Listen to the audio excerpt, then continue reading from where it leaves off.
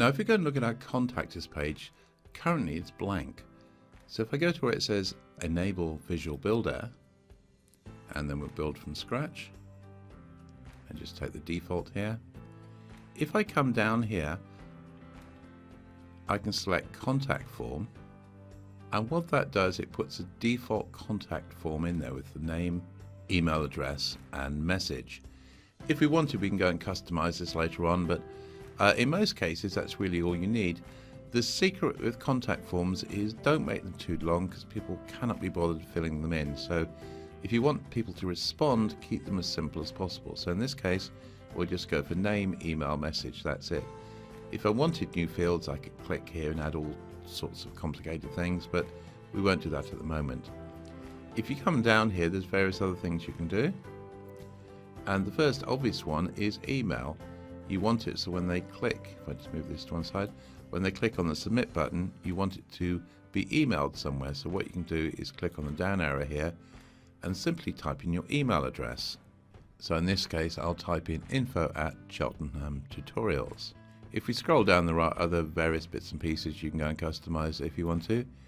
In the same way, if you click on the design tab, again, you can go and customize just about anything.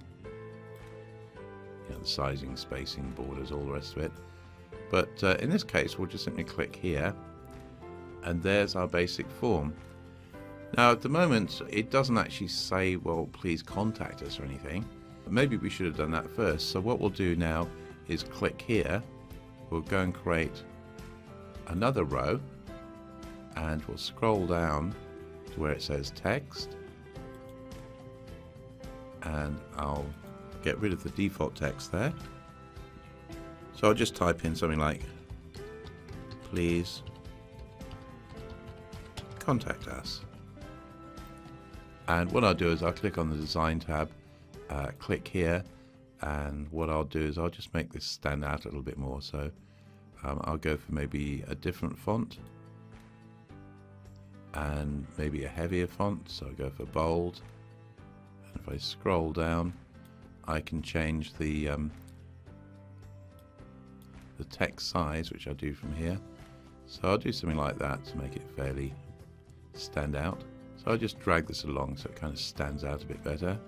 Maybe that's a bit too big, bring it down a bit. Something like that. So I'll click on there. Trouble is, this is down the bottom and we wanted it up the top. So how do you move sections? Couldn't be easier. The section at the moment is down here, it's defined by the blue. This one here is defined, is defined by the blue there. So we want to drag this section up there. How do we do it? We simply go to this little control here where it says move section. You guessed it, drag it up to the top, let go of it.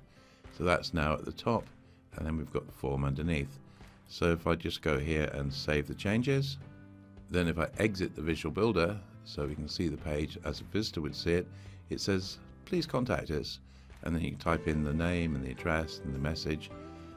Notice this little thing here, by default it's saying, well, add those figures up. If you get it wrong, it's probably spam, so it's not going to send it. So in this case you type in 11 like so, click on submit, and that will send your message. If you didn't want that, of course, you could get rid of it. I mean, personally I would keep it, but remember, everything can be customized. So let's actually take that off for a second. Let's go back here to enable the Visual Builder. Let's go down here so we can edit the Contact Us form module. And if I click on where it says content there, and if we go down here where it says elements,